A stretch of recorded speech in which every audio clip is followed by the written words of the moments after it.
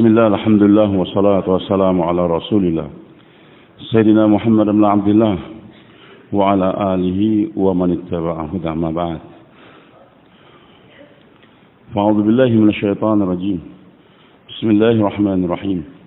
Wal 'asri innal insana lafi khusr illa alladhina amanu wa 'amilus solihati wa tawassaw bil haqqi wa tawassaw bis sabr. Wa yaqulu azza wa jalla قل هذه سبيلي أدعو إلى الله على بصيرة أنا ومن اتبعني وسبحان الله وما أنا من المشركين. ويقول عز وجل والذين كفروا بعضهم أولياء بعض إن لم تفعلوا تكن فتنة في الأرض وفساد كبير. والذين آمنوا وهاجروا وجاهدوا في سبيل الله والذين آووا ونصروا أولئك هم من الحق لهم مغفرة ورزق كريم. ويقول رسول الله صلى الله عليه وسلم إذا تبايعتم بالعينة ورضيتم بالزرع واتبعتم أذناب البقر وتركتم جهادكم سلط عليكم ذلا لا ينزع عنكم حتى ترجعوا إلى دينكم أي إلى جهادكم أو كما قال النبي صلى الله عليه وسلم. Para ulama hadirin yang dimuliakan Allah Subhanahu wa taala. Lagi-lagi kita bersyukur pada Allah yang telah memberikan kita sekian banyak kenikmatan. 3 yang utama. Pertama, Allah jadikan kita sebagai manusia, makhluk yang paling dimuliakan. Walaqad karramna bani Adam. Yang kedua, kita bersyukur Allah jadikan sebagai seorang muslim. Dan yang ketiga, yang sangat tinggi, Allah jadikan kita sebagai umat Nabi Muhammad sallallahu alaihi wasallam. Ini adalah karunia yang besar yang Allah berikan kepada kita. Hadirin yang dimuliakan Allah Subhanahu wa taala. Datangnya seorang dai saja ke suatu kampung itu membawa keberkahan yang luar biasa. Bagaimana kalau itu orang dijadikan dai sendiri oleh Allah Subhanahu wa taala. Tapi tidak semua orang paham. Orang Mekah sendiri yang hidup bersama dengan Nabi sallallahu alaihi wasallam, bertetangga dengan Nabi sallallahu alaihi wasallam, kadang-kadang tidak memahami hal tersebut. Karena kepahaman akan ini agama pemberian daripada Allah Subhanahu wa taala. Sehingga ketika Nabi SAW yang sudah 40 tahun hidup di tengah-tengah itu masyarakat dan datang wahyu daripada Allah, diangkat menjadi seorang Nabi, disuruh mengiklankan kepada masyarakat beliau, wa anzir ashiratakal aqrabin fasda' mimma tu'mar wa'rid 'anil jahilin. Ini perintah Allah agar Nabi SAW mengiklankan ini kerja. Terus terang sekarang, katakan saya adalah dai. Inni lakum nadhirun mubin. Saya adalah dai yang mengingatkan kepada kalian akan adanya kehidupan dari esok hari kiamat. Maka justru orang yang paling dekat dengan Nabi SAW, Abu Lahab, Abu Jahal, waktu itu Abu Sufyan belum masuk Islam. Mereka yang menolak akan kenabian Nabi kita Muhammad sallallahu alaihi wasallam. Abu Jahal tetangga Nabi SAW, keluarga juga. Sebelahnya lagi Abu Sufyan juga. Abu Lahab bahkan tahu akan akhlak ayahnya Nabi SAW. Bahkan ketika Nabi lahir, gembira betul ini Abu Lahab. Dia merdekakan hamba saya yang Suhaib Aslamiyah untuk membantu Aminah dalam penyusuan Nabi kita Muhammad sallallahu alaihi wasallam. Tapi ketika Nabi mengiklankan sebagai seorang nabi, mereka yang pertama kali menolak. Bukan sekedar tidak menerima, menolak lagi, bahkan mengusir lagi. Sehingga Allah ceritakan akan kehidupan masyarakat yang menolak kehadiran itu dai. Alam tarul ladzina baddalu ni'matallahi kufran wa ahallu qaumahum daral bawar jahannama yaslawna fabisal qarar. Alam tara alladzina baddalu ni'matallah. Wahai Muhammad SAW, apa kamu tidak memperhatikan orang yang telah merubah nikmat Allah? Hadirnya Nabi itu nikmat. Hadirnya Nabi adalah nikmat. Karena dengan adanya dai tadi akan terjadi perubahan-perubahan. Daripada kehancuran, kerusakan, kemaksiatan, dibunuh ketaatan dan sebagainya. Tapi mereka bukan mensyukuri akan kehadiran Nabi Muhammad SAW sebagai seorang nabi, bahkan baddalu ni'matullah kufran. Bukan disyukuri hadirnya itu dai, bahkan diingkari. Bukan sekedar mengingkari, tidak menerima, mereka mengepung Nabi SAW, ingin membunuh Nabi SAW, ingin memenjarakan Nabi SAW. Dengan bantuan Allah, Nabi selamat dari kepungan mereka, keluar dari Mekah. Enggak puas, targetnya bagaimana Muhammad SAW harus kita bunuh. Maka Abu Jahal yang sudah ketuk palu, kita harus bunuh Muhammad SAW, mimpin rombongan dalam perang Badar. Bahkan mereka bersorak-sorai, kita akan pergi ke Darul Qarar, rumah kemenangan. Dunia akan tahu siapa kaum Quraisy. 1000 tentara yang lengkap dengan penari-penari wanitanya dan sebagainya. Badalu ni'matul kufran, kufur, mengingkari kehadiran Nabi SAW. Wa ahallu qaumahum daral bawar. Mereka giring kaumnya 1000 orang tadi ke rumah kehancuran. Allah katakan Darul Bawar, tapi Abu Jahal katakan Darul Qarar, rumah kemenangan. Dia merasa nanti Badar hari penentuan. Kita akan dimuliakan oleh dunia. Dunia tahu siapa kaum Quraisy. Tapi Allah katakan bukan Darul Qarar wahai Abu Jahal, tapi Darul Bawar, rumah kehancuran. Kau menolak kehadiran seorang dai, hati-hati. Di dunia kau akan mampus nanti. Nanti di akhirat jahannam yaslawna bi'sal qarar. Karena kau menolak kehadiran seorang dai, di dunia akan dihancurkan oleh Allah, nanti dimasukkan ke dalam api neraka.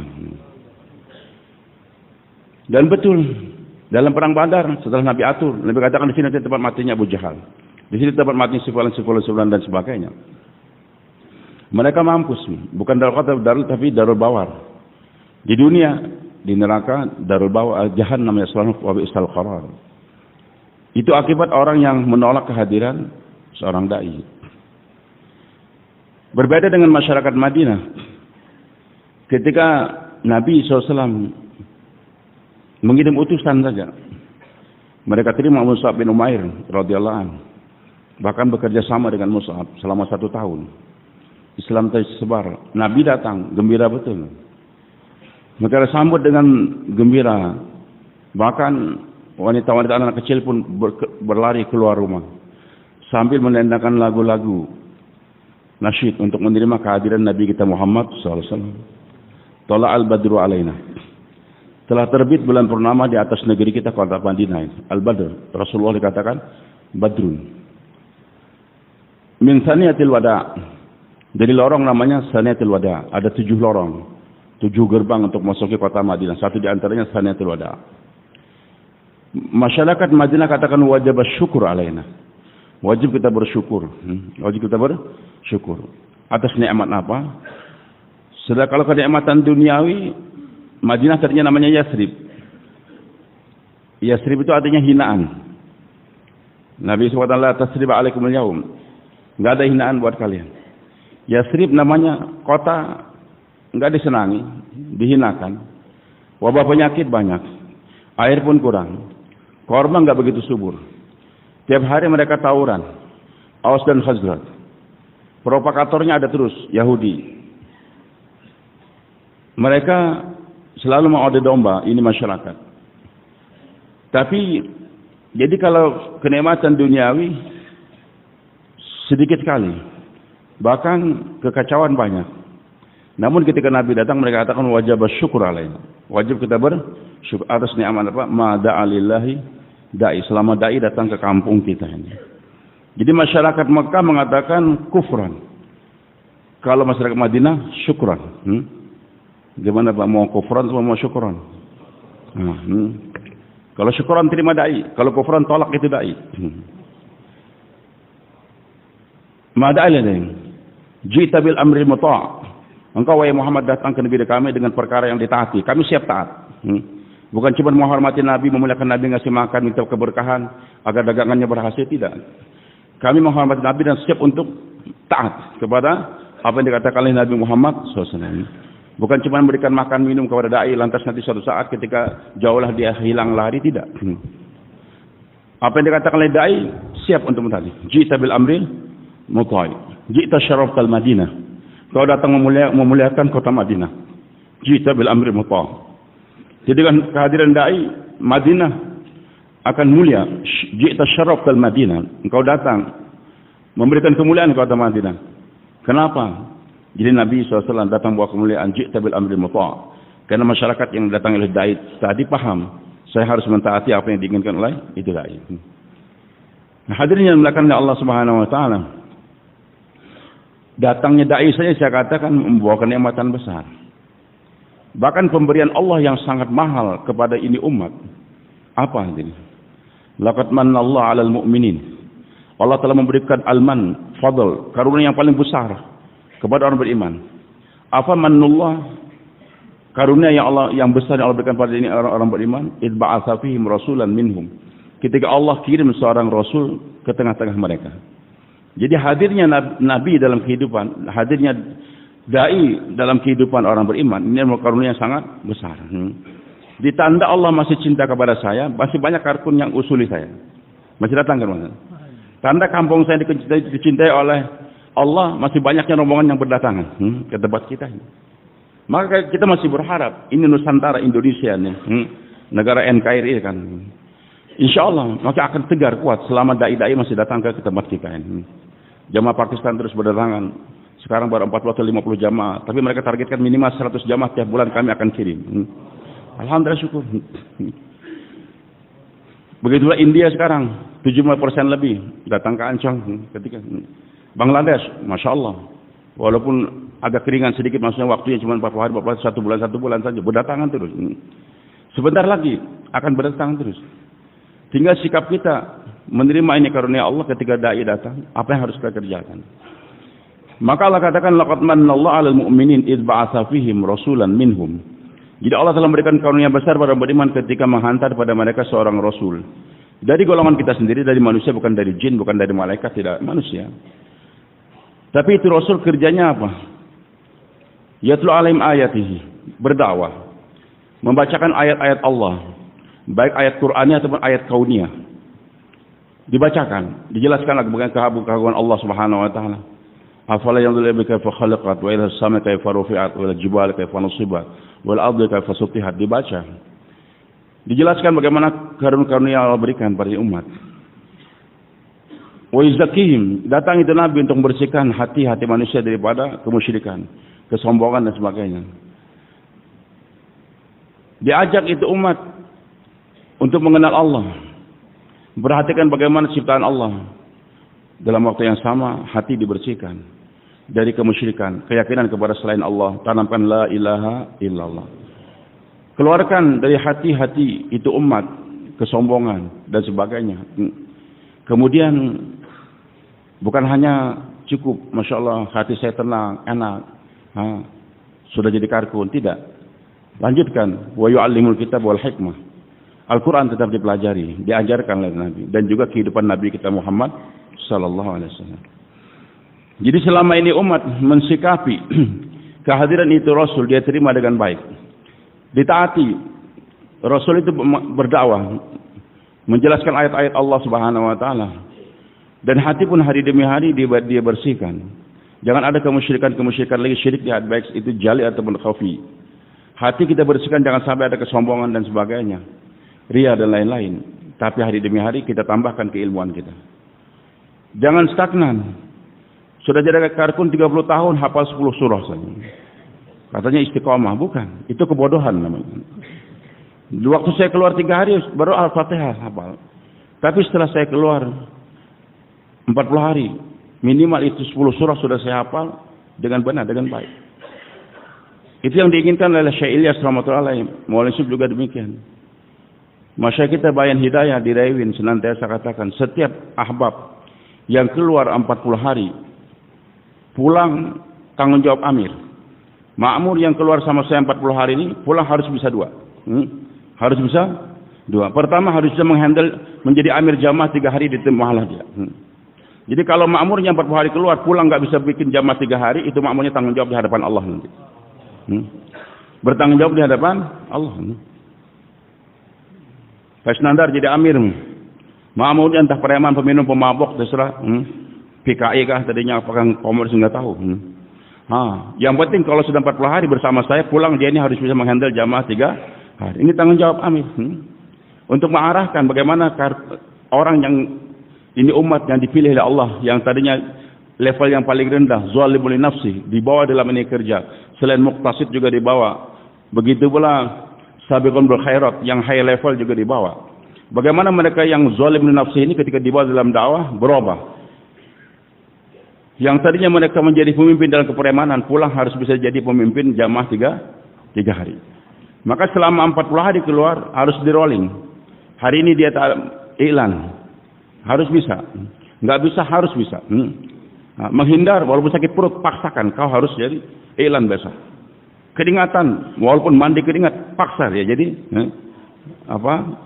iklan. Walaupun berdiri ketakutan jatuh, nggak apa-apa, target lagi, besok ulangi, jangan putus asa. Jangan putus asa. Nanti besok dia talim, besok dia bayan maghrib, besoknya lagi dia talim isya, besoknya lagi dia bayan subuh. Sehingga rolling selama 40 hari dia harus bisa menghandle semua pekerjaan. Ya, dan harus beranikan bicara di hadapan masyarakat ketika ta'aruf hari Jumat, jangan sembunyi-sembunyi, iklankan.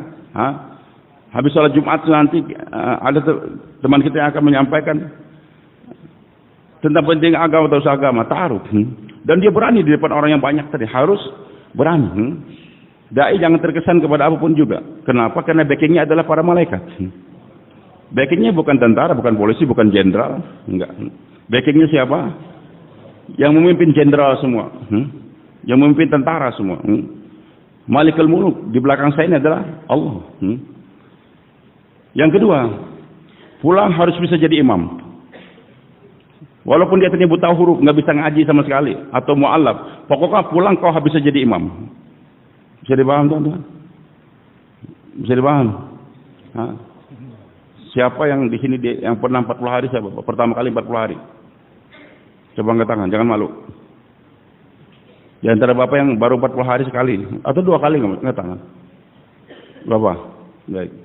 Sebelum dakwah pernah bisa ngaji? Bisa, alhamdulillah. Pulang bisa jadi imam.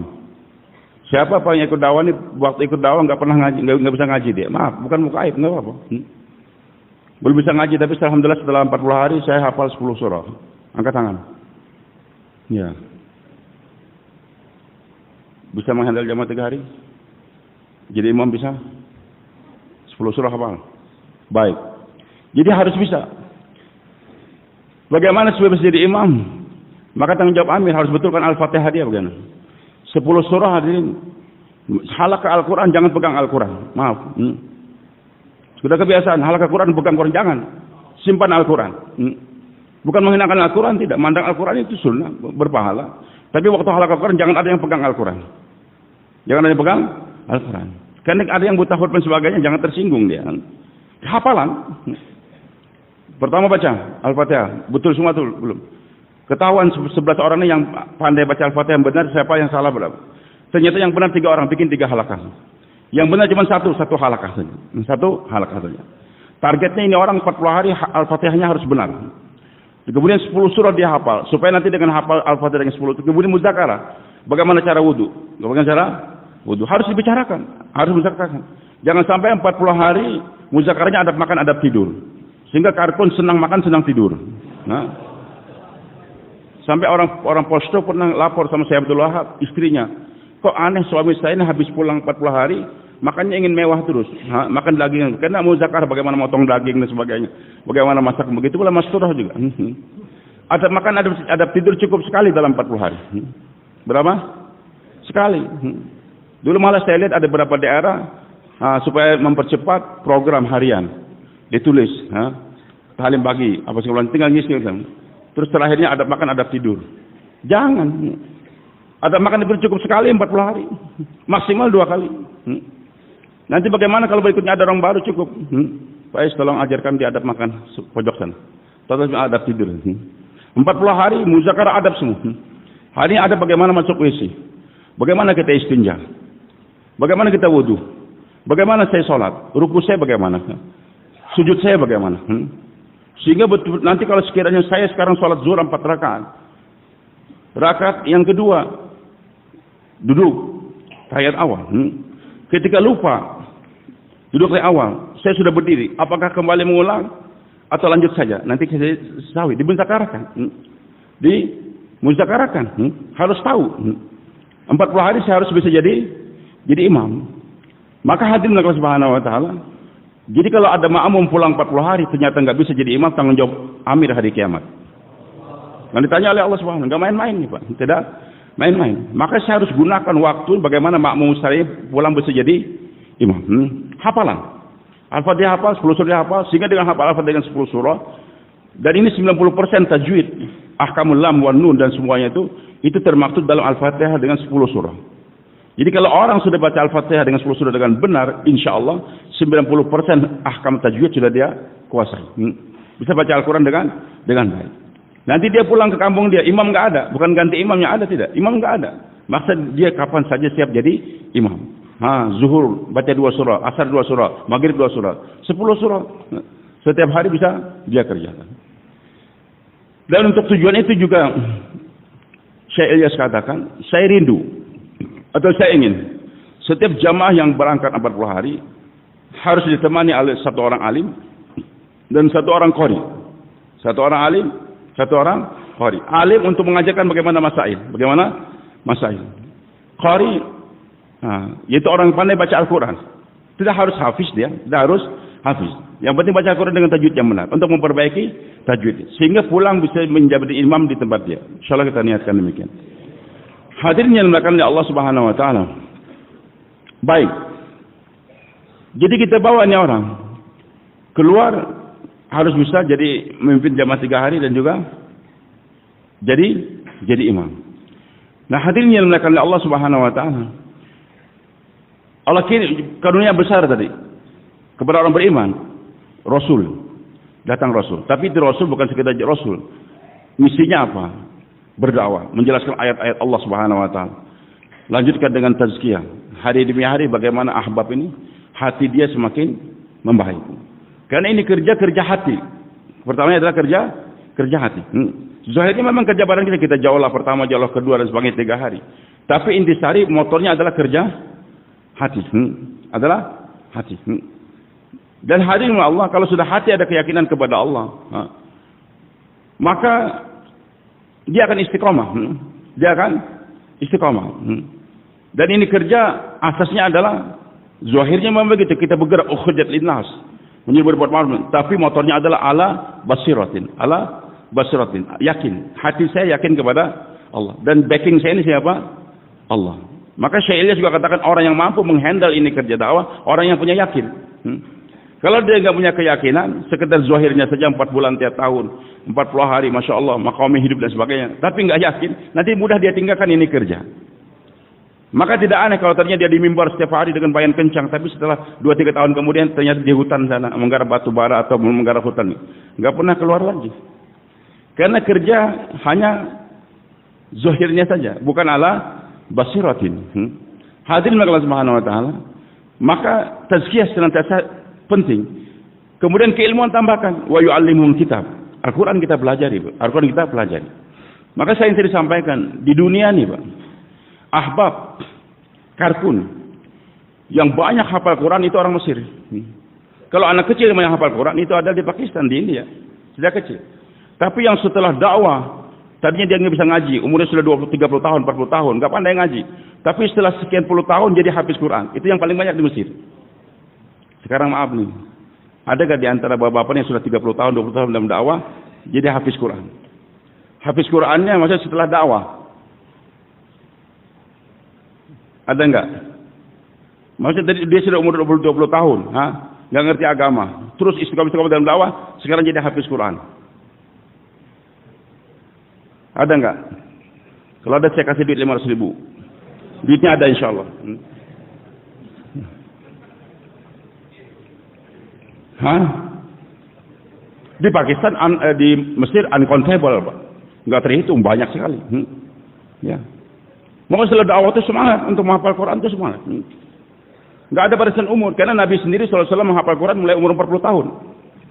Nabi ketika menghafal Quran umurnya berapa? 7 tahun? Berapa tahun? 40 tahun.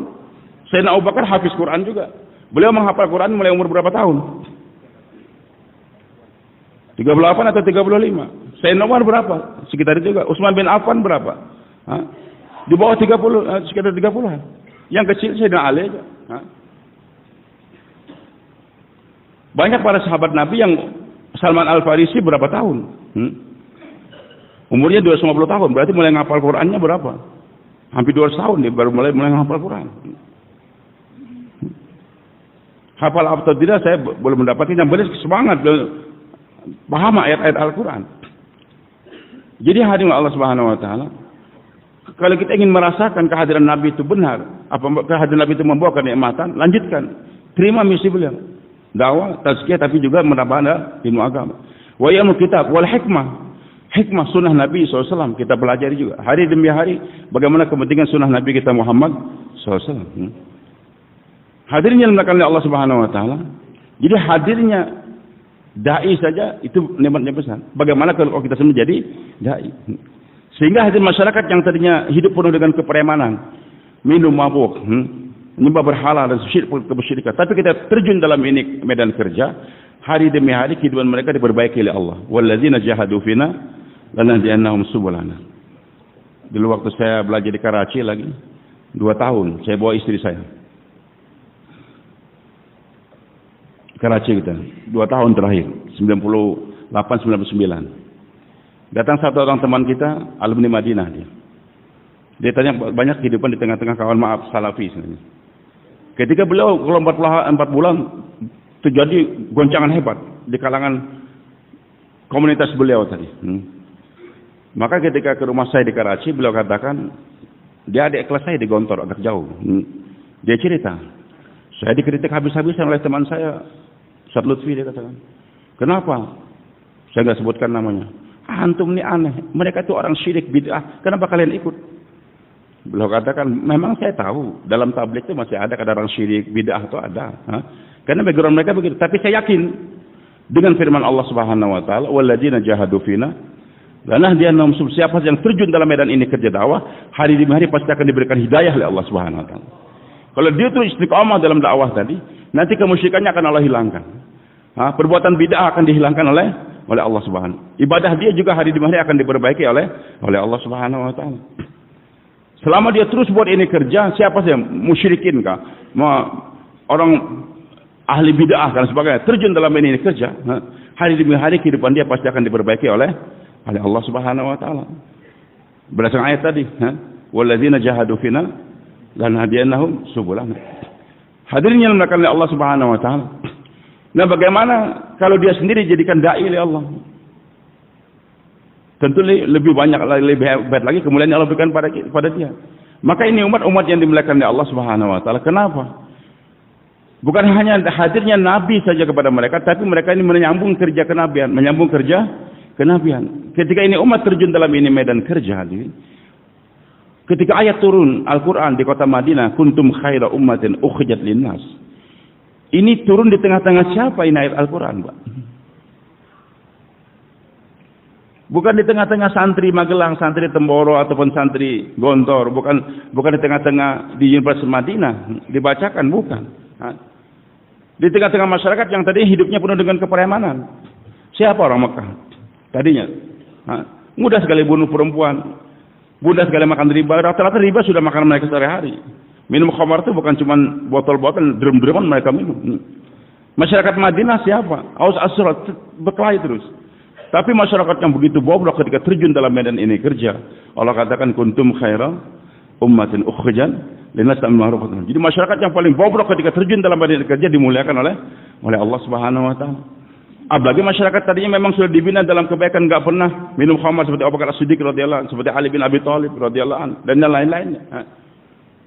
Dan itu jumlahnya memang lebih sedikit, tapi ketika yang preman saja tujuan dalam dakwah Allah muliakan, apalagi yang jauh daripada kepremanan kehidupan dia tersebut. Maka ini kerja hadirin yang Allah. Betul-betul kata Syekh Ilyas adalah merupakan permata di abad pertama. Minggu tadi kita pertemuan di Kalimantan Timur, di Samarinda. Salah satu teman kita menyampaikan, saya jadi enak, masuk terasa segar betul. Beliau katakan kita harus yakin dengan apa yang dikatakan oleh Syekh Ilyas, bahwa ini kerja adalah kerja Nabi, yakin gitu. Maka ini kerja dakwah, qul hadhihi sabili ad'u ala basiratin. Ini kerja ala ilmin, ala basirah, yakin dengan ini kerja Allah selesaikan masalah saya. Dengan buat ini kerja Allah selesaikan masalah saya. Dengan ditinggalkan ini kerja akan terjadi problem di mana-mana. Harus paham itu. Tapi yang membuat kita ingat itu apa? Yakinkan kata Syekh Ilyas ini kerja dakwah adalah permata di abad pertama. Maksudnya permata apa? Kita ambil permata pun di laut umpamanya, ditumpuk atau kita pergi ke gunung mana di mana permata banyak di sana, dapat satu keranjang, cukup berat bawahnya itu, satu keranjang permata. Ternyata ada orang baik juga, Pak, ini ambil Pak permatanya Pak, saya juga nggak kuat membawa, saya kasihkan buat Bapak saja. Dia membawa permata satu keranjang tadi sudah begitu berat. Ketika ada tawaran permata yang kedua, ada keranjang yang kedua, harganya bukan MM-an lagi, TT-an. Kira-kira yang badannya sudah tinggal seberapa lagi kekuatannya itu untuk mengangkat satu keranjang lagi. Tapi dia itu, insya Allah saya mampu. Kira-kira satu keranjang lagi dia angkat enggak? Dia angkat, kalau nggak angkat goblok dia namanya. Bodoh. Karena tahu yang saya angkat lagi adalah permata. Tapi kalau batu koral, dia bawa batu koral capek. Orang ambil batu, diambil nggak? Jangan kan satu ton kalau kasih saya nggak akan ambil. Jadi orang yang siap berpayah-payah terima ini kerja, orang yang paham ini kerja mutiara, nggak capek dia. Tambahkan lagi terkadang nggak capek, nggak pernah mengeluh karena yang saya bawa ini apa? Permata. Bukan saya bukan bawa batu koral, bukan. Bawa apa?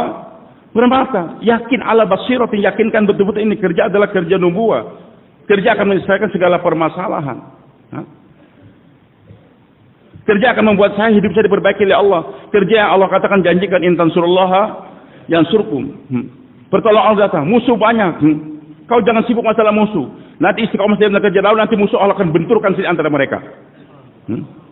Ini janji Allah dalam Al-Quran. Wahai Muhammad SAW, jangan terlalu risau dengan tantangan mereka. Yang penting kau buat kerja, nanti Allah akan benturkan di antara mereka sendiri. Wa kadzalika nuwalli ba'dhum ba'dhan bima kanu yaksibun. Kami akan kuasakan orang zalim terhadap orang zalim dengan ulah mereka kerja sendiri. Kamu nggak usah memikirkan bagaimana menghancurkan mereka, nggak usah. Yakinkan ini kerja, buat ini kerja sungguh-sungguh, nanti Allah akan benturkan di antara mereka. Maka ketika terjadi khilaf, yang pertama yang mencuat sekali 2017 maksudnya. 2015 saya sudah baca, 2016 saya sudah mutakhir langsung dengan Gus Ber. Khusus di Cikampek, satu kamar saya bicarakan. Beliau katakan sudah kita tengah-tengah saja Lutfi. Dan beliau kembali mengingatkan kepada saya ketika saya bilang, Lutfi, saya dapat telepon baru dari Nizamuddin. Dari mulai Ilyas Barawangkawi, guru kami. Dia membuat tahqiq dalam kitab itu Sahabah. Ulama masih sekarang masih ada, orang tawadu. Semua karangan Maulana Yusuf beliau yang mentahqiqnya. Karangan mulai Hayatus Sahabah, Maulana In'amul Hasan yang memberikan makna-makna, tapi yang mentahqiq adalah beliau, Muhammad Ilyas Barawangkawi. Dan kami ambil sanad dari beliau. Kami akrab, tapi yang lebih akrab kepada beliau ada, maaf, Gus Ber. Setelah saya jelaskan 2016 di Cikampek, setelah kami hadir 2016 di Istimewa Rewin, dijelaskan oleh Mas Syekh, kenapa kami tinggalkan Nizamuddin? Kenapa kami tinggalkan Nizamuddin? Beliau jelaskan alasannya kenapa. Maka saya sampaikan kepada Gus Ber. Kata beliau kita tengah-tengah saja. Pulang, nggak lama kemudian beliau telepon saya. Lutfi, saya dapat telepon dari Maulana Yusuf Barawangkawi. Dan beliau katakan, Ubaidillah Ahrar, kau orang yang pertama saya telepon di Indonesia. Lutfi belum. Tapi habis ini begitu tahu Lutfi. bahwasanya itu Muntakhab Ahadits bukan karangan Syekh Ilyas, bukan karangan Muhammad Yusuf Kandahlawi. Saya tahu. Tapi itu ada karangan Yusuf Al-Kandahlawi, guru kami di Pakistan. Diberi tahun. Waktu itu saya waktu yang sama dengan Maulana Harun ada sini, Ma'mun juga, Gus Bet juga. Saya mengambil takhasus hadis, tinggal di luar sama istri saya. Itu bukan kata Syekh Ilyas Barawa, itu bukan karangan Maulana Yusuf Al-Kandahlawi. Saya sudah ingatkan mulai saat. Jangan kau cantumkan nama kakek kamu di situ. Itu bukan karangan beliau, karangan orang lain. Tapi kalau katakan itulah ciri daripada MSD keras kepala, enggak mau merubah.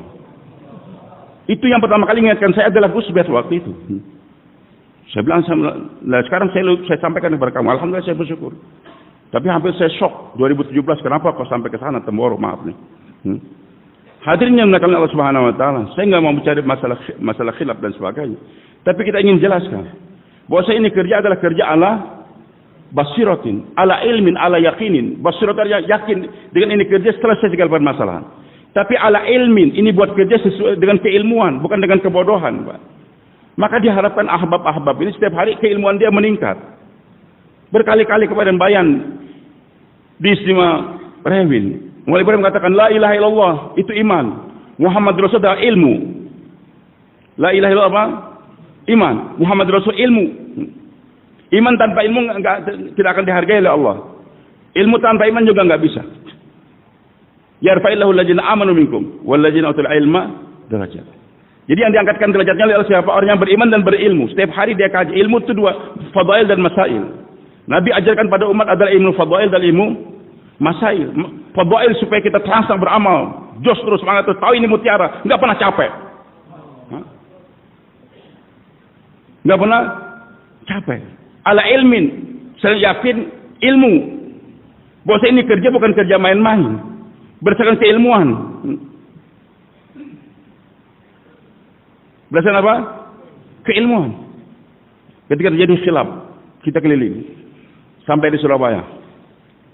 Kami dengan surau yang lain. Saya diantar. Yang nyetir saya, Ustaz Mahdi namanya. Dia ngajar di Mutren. Asal Aceh.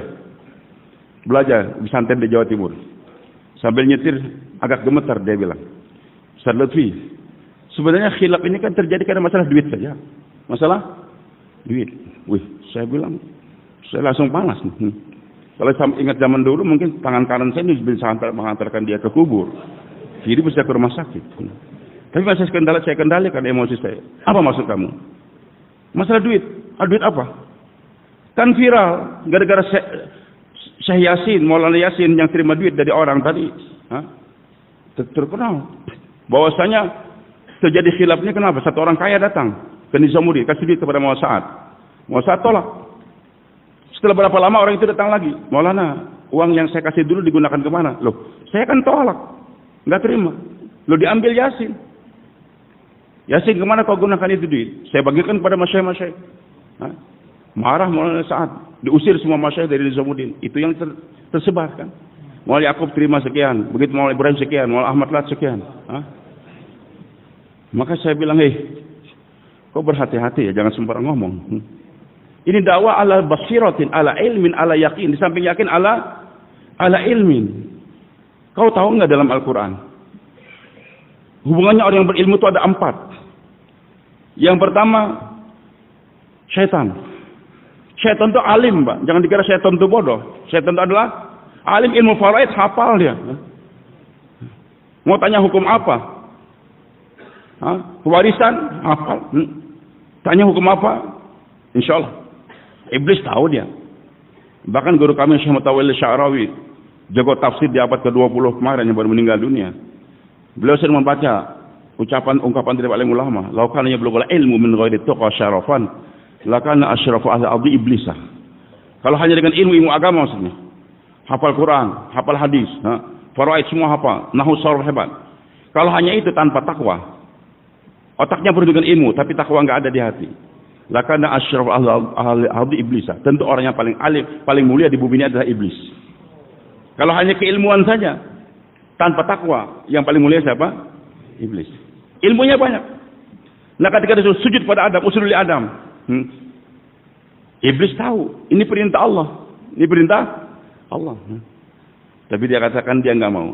Yang menghalang iblis untuk sujud kepada Adam apa? Bukan kebodohan, keilmuan. Jadi ilmu itu bisa menyesatkan orang, Pak. Ilmu bisa menyesatkan orang. Dia katakan anak khairu minhu, maksudnya anak a'lamu minhu, saya lebih alim dari dia. Dia nggak ngerti apa-apa, belum diajarkan oleh Allah apa-apa. Silakan saya belajar macam-macam. Yang tersurat anak khairu minhu, lebih baik pada dia. Tapi yang tersirat anak a'lamu minhu. Jadi merasa lebih alim dari orang lain, itu adalah iblis. Allah nggak mau. Maka supaya Nabi SAW terbina senantiasa, wahai Muhammad, baca ini doa. Wa qur rabbi zidni ilma. Ya Allah, tambahkan ilmu, tambahkan ilmu. Jadi nggak pernah merasa puas dengan ilmu yang ada, merasa kurang terus. Jadi merasa sudah lebih alim dari yang lain. Yang lain itu apa sih? Nggak ngerti apa-apa. Itu adalah sifat iblis. Allah arahkan kepada Nabi Muhammad. Nabi Musa oleh Allah diberikan teguran, tapi tegurannya teguran untuk membina. Suatu saat Nabi Musa ceramah depan kaumnya. Ada yang bertanya, wahai Musa, man a'lamu ahlil ardh? Wahai Musa, siapa yang lebih alim di bumi ini sekarang? Anak, kata beliau, saya. Bukan sombong, memang yang Nabi adalah beliau. Maka beliau katakan, saya lebih alim. Yang lebih banyak ilmunya siapa? Nabi Musa. Tapi Allah tegur, wahai Musa, ada yang lebih alim daripada kamu. Siapa? Ya Allah? Khidir alaihissalam. Segala mungkin karena masalah syariah atau bidang tertentu, Nabi Musa lebih alim, lebih mulia nubuwah beliau. Tapi ada keilmuannya Allah berikan pada Khidir, Nabi Musa tidak. Jangan merasa engkau yang lebih alim. Ada yang lebih alim daripada kamu, wahai Musa. Khidir. Nabi Musa sadar, kalau gitu saya harus jumpa itu ustaz. Harus jumpa itu guru. Harus jumpa itu guru. Dia panggil anak muda, khadim dia. Itu qala Musa li fatah. Dia panggil khadimnya dia. La abrahu. Saya enggak akan berhenti untuk mengejar itu ustaz, untuk mencari ilmu. Hatta ablagha majman bahraini aw amdi hukuba. Saya akan jalan terus tempat yang paling jauh, tempat pertemuan dua lautan, ataupun waktu yang panjang sampai 80 tahun. Siap mondok berapa tahun? 80 tahun, bukan cuma 4 bulan. Bid'ah 4 bulan itu, Pak. Kalau 80 tahun enggak bid'ah. Gimana? Kalau 3 hari bid'ah, 40 hari bid'ah, 80 tahun. Kalau kamu enggak mau keluar 4 bulan, keluar aja 80 tahun langsung. Supaya terselamat dari bid'ah. Iya kan? Hukum, satu hukum 80 tahun. Jadi merasa diri lebih alim dari orang lain, itu sifatnya iblis. Yahudi, Masya Allah, banyak ilmu, makanya dia kata ahlul kitab, memang ahli. Bahkan Yahudi ini punya kelebihan ustuhfidu min kitabillah, dia hafalkan oleh Allah. Kalau kita capek ngapal Yahudi, enggak ustuhfidu, dia hafalkan. Mudah sekali ngapal Taurat, itu mudah. Ketika datang Nabi SAW mengajak mereka, dia katakan qulubuna gulfun, hati kami sudah penuh dengan ilmu dan sudah dipatri, sudah dilak, seperti sarden atau makanannya di pegawai itu dikasih kaleng. Kalau dulu masih di solder, belum ada elemen. Jadi betul-betul angin aja nggak bisa masuk lagi. Jadi hati kami sudah penuh dengan ilmu, nggak perlu ditambah lagi dah. Percuma aja kau mengajarkan ilmu macam-macam, wahai Muhammad, kami nggak terima lagi. Jadi merasa cukup dengan ilmu yang didapatkan dari kiai dia, dari pondok dia, nggak mau lagi terima dari yang lain. Itu adalah sifatnya Yahudi. Siapa yang siap jadi Yahudi, Pak? Ini dari pondok mana? Nggak mau. Saya hanya berpegang pada ustadz saya saja. Tidak. Terima semua. Terima. Hargai. Hargai semua orang. Bahkan Nabi kita Muhammad SAW, walaupun ilmu sampai di puncak, beliau katakan, saya ini jadi Nabi kenapa? Adalah karena 3 faktor. Pertama, doa kakek saya Ibrahim alaihissalam. Doa Nabi Ibrahim. Wa basihim rasulan minhum. Kan doa Nabi Ibrahim. Yang kedua, busyra Isa. Nabi Isa sedang memberitahukan kepada kaum yang nanti akan datang, membasyiran bi rasul ya'ti min ba'di ismu Ahmad. Wa ru'yatu ummi, dan mimpinya ibuku, beliau katakan. Beliau tidak bangga dengan keilmuan yang Allah berikan, tapi menghargai ibu beliau yang sudah mimpi akan lahir dari rahim dunia anak yang membawanya agama nanti. Menghargai doa Nabi Ibrahim alaihissalam dan menghargai doa pemberitahuan Nabi Isa alaihissalam. Hati terbuka, jangan dilak, jangan dipatri. Pokoknya ilmu yang datang dari ustaz saya tidak, buka senantiasa. Mungkin ada daripada ustaz kamu, ustaz dari ustaz lain, ustaz kamu tidak ada. Jadi merasa lebih alim dari orang lain, itu sifat iblis. Enggak mau terima dari orang tambahan-tambahan, itulah sifatnya orang Yahudi. Orang kafir masuk neraka dia. Nyesal. Kenapa jadi menyesal? Mereka katakan lau kunna nasma'u au naqilu ma kunna fi ashabis sa'ir. Kalau kami tadi mau berpikir dan mendengar, kami enggak akan masuk neraka sa'ir. Saya katakan hati-hati kamu masuk neraka nih. Kenapa? Karena kamu enggak mau dengar, enggak mau berpikir. Hah? Ustadz ngajar sudah, alumni di pondok membaca selebaran-selebaran itu langsung bilang ini masyayikh kita sudah mengambil uang dan sebagainya. Otak kamu di mana? Nanti masuk nerakanya salaukun nasma'u au naqilu. Kalau kami mau mendengar senantiasa yang benar, mau berpikir, enggak akan masuk neraka. Jadi kalau orang tadi enggak mau mendengar, Pak, enggak mau berpikir, hati-hati masuk neraka.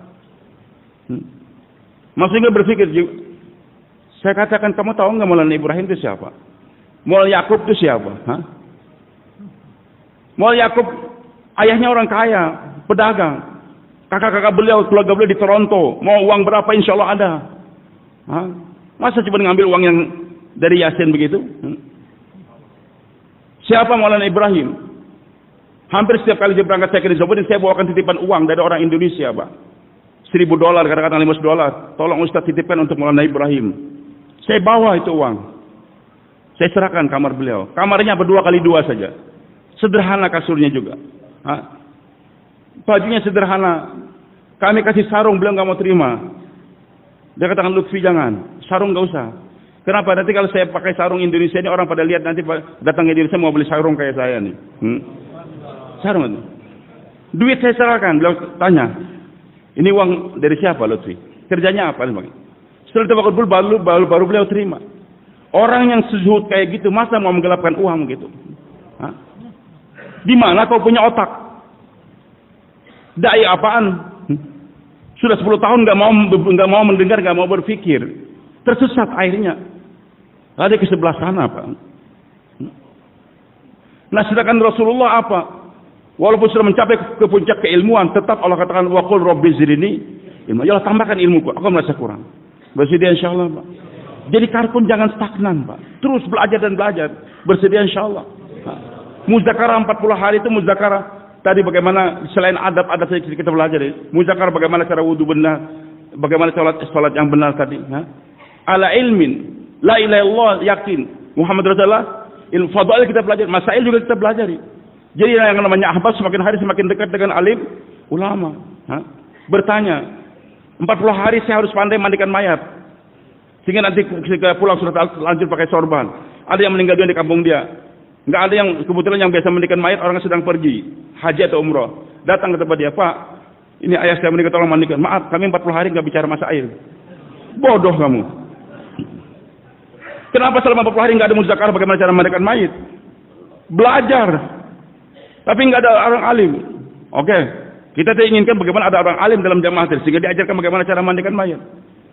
Kesempatan masih ada selama 40 hari. Saya tahu ada imamnya adalah alumni pesantren. Dia alim, Ustaz.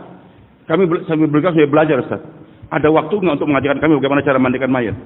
Oh ada. Kapan? Jam 11 malam. Di malam ada ceramah. Kami tunggu, Ustaz. Maka kita telah belajar dari orang alim yang ada tadi selama 40 hari keluar bagaimana cara mandikan mayat. Sehingga jangan sampai ayah saya meninggal yang mandikan orang lain. Saya yang mandikan. Hadirnya Allah Subhanahu wa taala. Jadi ini kerja harus disopang dengan yakin dan keilmuan. Nah, kalau kita sudah mencapai kepada keilmuan yakin, ini kerja adalah betul-betul kerja nubuah dan betul-betul keilmuannya ditopang dengan keilmuannya benar. Maka Maulana Yusuf rahmatullah katakan, kalau hari ini Syekh Ilyas bangkit dari kubur. Siapa yang bangkit? Syekh Ilyas. Mengatakan kepadaku, Yusuf, aku menyesal Yusuf. Ternyata kerja yang aku bawa itu salah. Kau tinggalkan Yusuf. Bagaimana Pak? Kalau kita sekarang begitu nih. Yang naskil saya ini guru saya tadi. Orang alim di pesantren deh. Dan dia bimbing saya untuk keluar sampai suatu saat dia meninggal dunia. Dan meninggal dunia dia di samping saya habis sholat tahajud berzikir. Ternyata bangkit dari kubur, dia katakan, Lutfi, aku nyesal. Ternyata kerja kita ini salah. Gimana tuh kira-kira? Langsung kita tinggalkan enggak? Maulwi Yusuf katakan, kalau ayahku Syekh Ilyas datang, bangkit dari kubur, mengatakan, Yusuf, tinggalkan ini kerja. Salah, aku nggak akan tinggalkan ini kerja. Memang yang naskil aku Syekh Ilyas, tapi aku buat kerja secara ala ilmin. Itu penopang saja Maulwi Ilyas yang naskil aku. Tapi saya kerja di atas keilmuan, nggak bisa digoyangkan. Nggak kenal mengingatkan ayah dia, guru dia, mursyid dia. Tapi nggak akan tinggalkan karena ala ilmin. Banyak beberapa orang, Ustaz jabat ini saya nggak akan tinggalkan. Karena mau saat guru saya. Ini saya di pondok sana, guru saya. Nggak saya akan tinggalkan. Berarti nggak ngerti dakwah itu bukan ala basirah. Dan hadirin, banyak orang Indonesia ini menggunakan feeling. Kenapa? Feeling, rasa. Gimana ya? Kan dia banyak korban, dia guru saya. Justru ujian nanti akan datang kepada dai, kau gunakan feeling kamu atau ilmu kamu. Sampai ke Masyaikh katakan, kenapa ahlu Badar, sahabat Nabi yang paling hebat adalah ahlu Badar. Ahlu Badar yang 13 tersebut.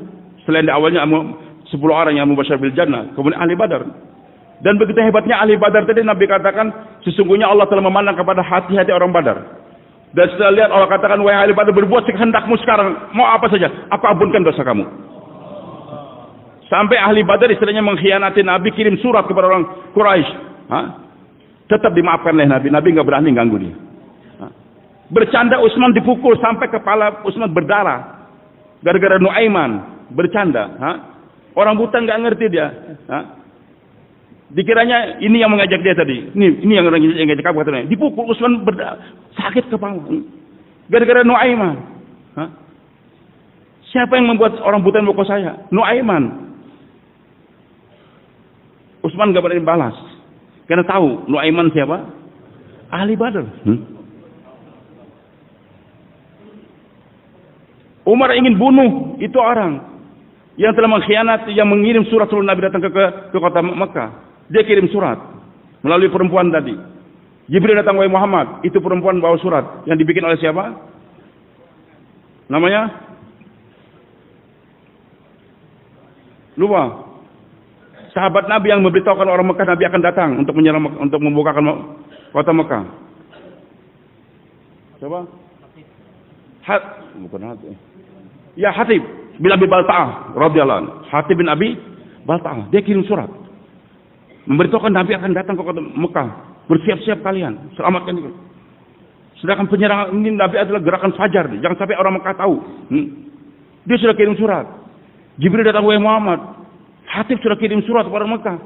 Suratnya dibawa oleh perempuan yang dia bayar. Maka Nabi panggil Ali, panggil Mikdad, kejar itu perempuan, tangkap dia. Ambil itu surat. Ambil itu surat. Kejar, lari dengan cepat kuda. Kata Jibril, di tempat ini, di kebun ini. Ada betul. Ali katakan, keluarkan itu surat. Enggak ada. Saya enggak bawa surat. Periksa saja. Ada. Saya enggak, walaupun saya enggak akan mau, saya yakin dengan ucapan Nabi SAW. Pasti ada. Begini saja, kalau kamu akan saya telanjangi kamu katanya. Itu ayat betul-betul perempuan kalau ditelanjangi, akhirnya dia keluarkan dari kuncir dia. Ali ambil, Ali nggak ganggu itu perempuan, karena tugas hanya ngambil surat saja. Serahkan kepada Nabi. Umar dengar itu Rasul, ya Rasul, biarkan saya tebas dia punya pedang, dia punya leher. Dia kata hati, sebentar ya Rasulullah, jangan tegas-tegas buat keputusan. Saya bikin surat itu bukan untuk pengkhianatan, tidak.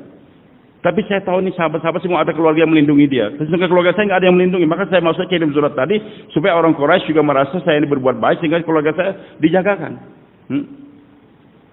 Tapi itu kesalahan besar, pengkhianatan. Tapi Umar mau bunuh, Nabi katakan, Umar kamu tahu dia siapa? Ahli Badar. Siapa? Ahli Badar. Umar nggak bisa berbuat apa-apa. Kok kenapa sampai begitu perlakuan Allah kepada ahli Badar? Karena perang Badar ini bukan perang antara Islam dengan kafir saja, Pak. Perang saudara. Ujian iman, ujian ilmu. Saya buat ikut kerja Nabi ini karena ilmu atau tidak? Di sini Rasulullah SAW, di sana mertua beliau. Siapa? Abdullah bin Zam'ah, ayahnya Saudah. Di sini Rasulullah, di seberang sana mantu beliau, Abil As, suaminya Zainab. Bagaimana perasaan bapak berperang dengan mantu? berperang dengan mertua. Saya SADMS. Berat, ujian paling berat sekarang ini.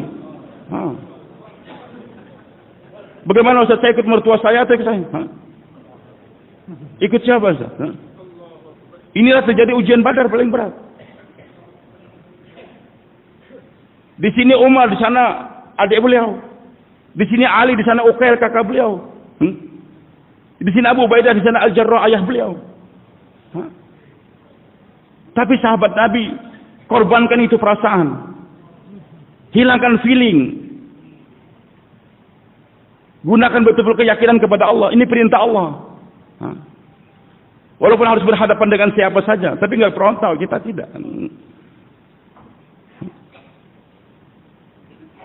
Bahkan seorang bertanya, wahai Abu Ubaidah, saya lihat dalam perang Badar kamu tuh kasak-kusuk mencari seseorang, dan ternyata kamu dapati kamu tebas kepala dia sampai belah kepalanya. Siapa itu Abu Ubaidah? Ayah saya. Ayah saya. Abu Ubaidah bunuh ayah dia. Dan dia kata, saya bukan bunuh ayah, saya bunuh orang kafir. Alasannya juga kenapa saya bunuh. Karena kalau yang lain bunuh, nanti saya akan dendam dengan teman saya ini. Supaya sampai saya bunuh ayah saya sendiri. Jadi ini kerja agama ala basirat, ala ilmin, ala yakin. Suatu saat ada ujian, ayah saya, guru saya dan sebagainya. Enggak akan beranjak saya daripada ini kerja, tetap dengan usul yang benar. Bersedia teman-teman? Basirah. Maka saya katakan hati-hati kamu Badi, jangan sembarangan nuduh masyayikh kita begitu. Ketika viral kemarin akan terjadi pertemuan masyayikh dari Raiwin dengan Nizamuddin di Mekah. Saya cross check, betul. Dari Raiwin berangkat fulan-fulan, Maulana Khursyid, Maulana Ubaidillah, kumpul. Pulang saya tanya gimana? Enggak ketemu. Enggak ketemu. Kenapa? Karena di awal pertemuan mereka sudah bilang dari Nizamuddin, kalian harus mengakui keamiran Maulana Sa'ad dulu. Padahal itu yang titik khilafnya. Dan kata Maulana Faruk, Mukimin Mekah sana, muzakar sama kami. Kami sudah tanyakan kepada Mufti Pakistan. Mufti siapa? Taqi Usmani. Saya sering dengar ceramah beliau waktu saya di Karachi dulu. Enggak mungkin disatukan. Jangan berhayal Pak akan bisa menyatukan MSSA itu enggak akan bersatu. Merupakan satu kebodohan. Satu sisi kamu bersatu enggak bisa. Beliau katakan kalau antara hak dengan hak itu ada benturan bisa disatukan. Kalau hak dengan batil enggak bisa. Kalau Maulana Ibrahim Muhammad tadi dikatakan salah, itu mereka masih sabar. Tapi kalau sudah bicara masalah para anbiya, para sahabat, itu masalahnya akidah. Jadi jangan feeling saja karena sifulan-sifulan, bukan. Siap menambahkan keilmuan teman-teman insyaallah. Hadirin yang Allah Subhanahu wa taala, saya tidak ingin memperlebar perpecahan, tapi kita harus yakin dengan kerja ini nanti ada trauma ambing. Kapan ya kita bersatu? Kapan kita sama-sama lagi? Enggak usah kapan saya buat kerja dengan sungguh-sungguh. Suatu saat dulu saya pernah marah sama beberapa orang ahbab di Banjarmasin. Karena satu anak muda, semangat dia ikut dakwah. Tapi ayahnya marah tuh. Ayahnya ini guru saya waktu di Sanawiyah. Dan maaf, saya murid yang paling dicinta beliau waktu itu. Sudah saya ikut dakwah, anaknya ikut marah dia. Wah, kalau kamu ke markas dakwah, jumpa Lutfi, saya nggak akui sebagai anak lagi. Tapi dia alhamdulillah istiqomah dia. Sembunyi-sembunyi dia ke markas. Saya bilang belakan, tapi berapa ahbab ingin bagaimana supaya dia menyatu dengan ayahnya. Supaya damai ayahnya mau maafkan. Saya bilang nanti. Letakkan dari dalam medan dakwah dulu. Masalah damai itu nanti Allah akan perbaiki. Man aslama bainahu bainallah aslahallahu bainahu wa bainah. Yang penting istiqomahkan dari dalam kerja, nanti Allah akan perbaiki. Tapi teman-teman tetap berusaha. Akhirnya bawa dia suatu saat. Kamu tunggu di luar ya, saya akan bicara sama dia. Nanti tengah-tengah kamu masuk, cium tangan ayah kamu. Akhirnya betul. Tengah-tengah bicara suruh masuk, cium tangan, minta ampun dia. Ayahnya pun maafkan. Tapi setelah itu nggak pernah lagi ke markas. Nggak pernah lagi ke markas. Nggak pernah. Saya bilang sama teman-teman, apa yang kalian pilih? Keayahan kah atau dakwah? Bisa Pak. Ini merubah mindsetnya orang Indonesia ini susah betul Pak. Karena kita masyarakat Indonesia masyarakat kan bahasa Jawa bekewu. Iya kan? Apa bahasa Jawa yang spasinya Pak? Oke Bu. Ya nggak enak kita gimana ya? Nggak enak. Nggak enak kalau beliau nggak ngasih sambutan di Ancol ini. Jangan nggak enak Pak. Nah. Harus tegas ala basir ala ilmin ala yakin kita nggak akan berinjak. Yakin saya berilmu sehingga nggak pernah digoyangkan. Orang katakan bid'ah syirik nggak bisa. Nah. Dalilnya jelas sudah. Nah hadirin Allah Subhanahu Wa Taala ini yang harus kita pegang Pak. Kita buat kerja ini bukan kerja karena ikut-ikutan saja tidak. Walaupun yang naskil saya sekarang pindah kemana entah ke alam mana, saya tetap ingin buat kerja. Sebagaimana Syekh Yusuf mengatakan, kalau ayah saya Ilyas datang mengatakan Yusuf ini kerja salah, saya nggak akan tinggalkan. Begitu kekuatannya dan insya Allah saya Ilyas nggak akan bangkit lagi dariku sampai ke sana. Mau Yusuf ingin yakinkan. Ini ala basiratin. Ini keyakinannya masih kita lemah, Pak. Sehingga kadang-kadang ya buat kerja, kadang-kadang tidak. Yakin ini kerja mutiara, berapa beratnya harus saya bawa. Harus saya bawa. Sementara Abu Thalib masih goyang. Karena Abu Thalib memuliakan Nabi sebagai keponakan, bukan sebagai seorang Nabi. Maaf. Abu Thalib sayang kepada Nabi karena keponakan beliau. Bukan karena sebagai seorang Nabi, tidak. Jadi pembelaan Abu Thalib kepada Rasulullah, pembelaan kepada keponakan. Maka ketika orang Quraisy sudah semakin gencar, Abu Thalib katakan, wahai Muhammad, tinggalkanlah ini dakwah. Tinggalkan ini dakwah. Karena yang disayang Abu Thalib ada jasadnya Rasulullah sebagai keponakan, bukan misinya Rasul. Nah, Rasul lebih sayang misi daripada pribadi.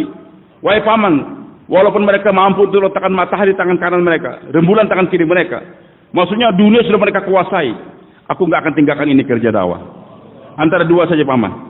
Apakah nanti Allah akan menangkan aku atau mati tengah memperjuangkan agama? Enggak akan beranjak. Tidak akan beranjak. Bersedia tuan-tuan? Dan hadirin Allah Subhanahu Wa Taala. Jadi betul-betul ini kerja adalah kerja bukan sembarang. Harus kita pahami. Makanya untuk memahami ini kerja apa? Kemarin lama kita berbicara dengan Maulana Faruk tadi. Sudah. Kalau nggak bisa disatukan. Kok kenapa sampai terjadi hal demikian? Maaf orang tua kita yang tadinya kita banggakan. MS ini. Jadi sampai ke sana kenapa? Maka Syekh Faruk ulama beliau mengarang tafsir Quran al-Ma'sub bil Quran dan dengan kehidupan para sahabat. Saya dikasih itu buku. Orang alim betul. Beliau katakan kekurangan beliau jadi sampai ke sana 3. Hati-hati karkun. Pertama qillatus suhbah. Sedikit bersuhbah. Yang kedua qillatul ilm, sedikit ilmu. Yang ketiga qillatul mujahadah, sedikit mujahadah. Jadi yang membuat kita di istiqomah dalam kerja ini Pak, perhatikan 3 ini. Harus bersuhbah, bersuhbah dengan para masyayikh kita. Bersuhbah dengan para maka usahakan hadir dalam event-event istimewa. Saya dalam event-event istimewa Bangladesh hadir, istimewa Pakistan kita hadir, juru utama kita hadir. Ada kesempatan kita pergi haji, jumpa dengan para masyayikh kita. Jumpa dengan para bersohbahnya penting Pak. Maaf teman kami Ustaz Mufti dari Banjarmasin sudah menghandle 4 bulan jamaah bagus, disetting betul-betul kerja. Saya bilang Mufti kamu ke Jakarta.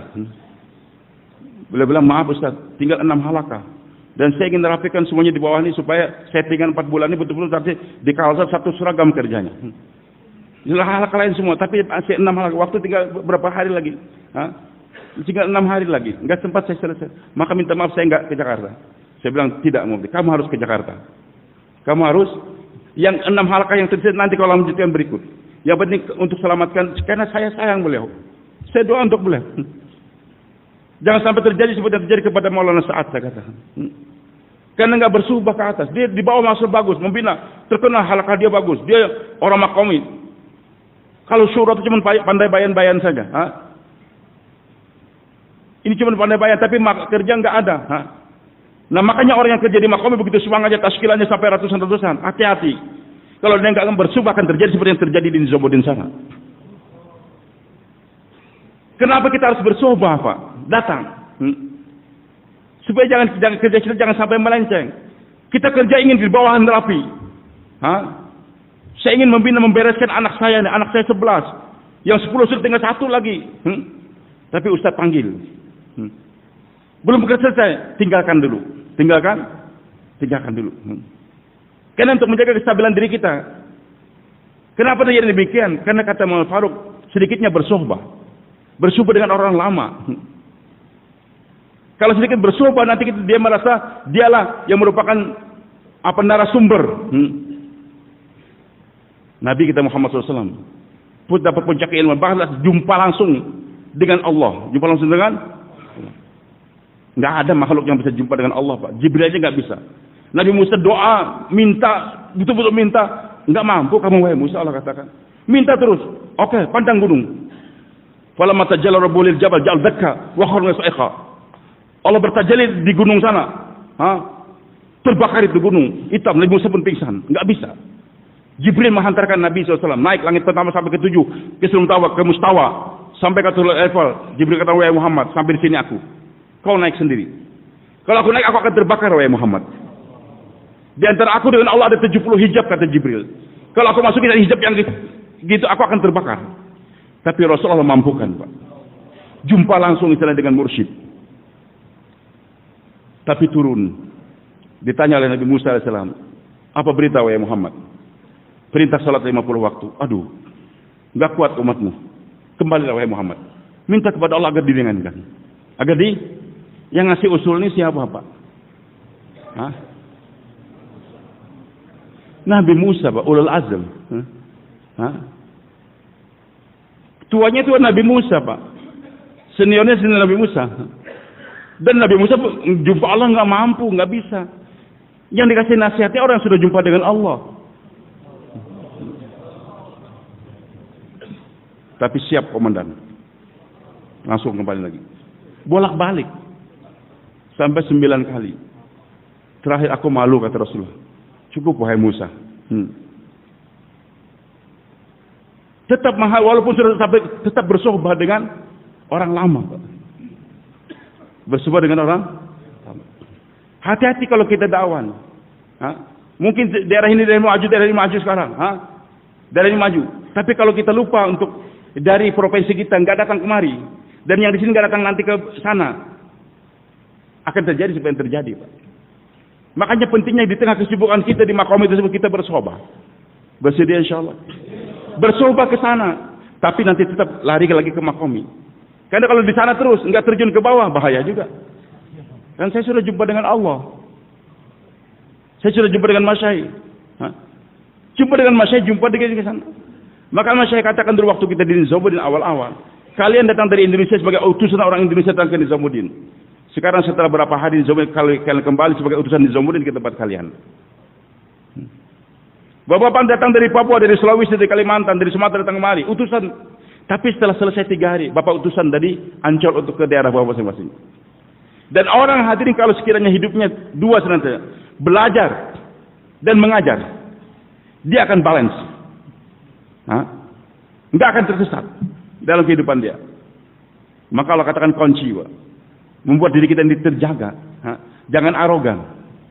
Jangan berputus asa juga. Atau jangan hanya menjadi jurukam.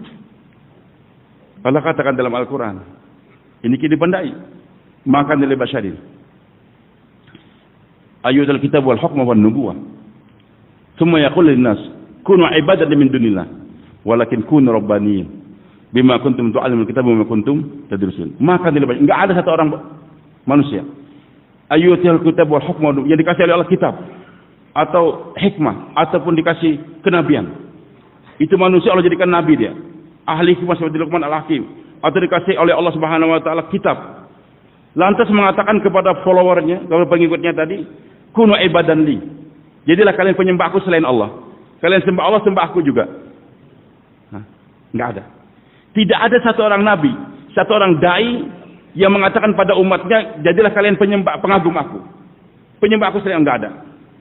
Kalau ada dai yang ingin orang menyembah dia, hanya mengagungkan dia, itu bukan dai.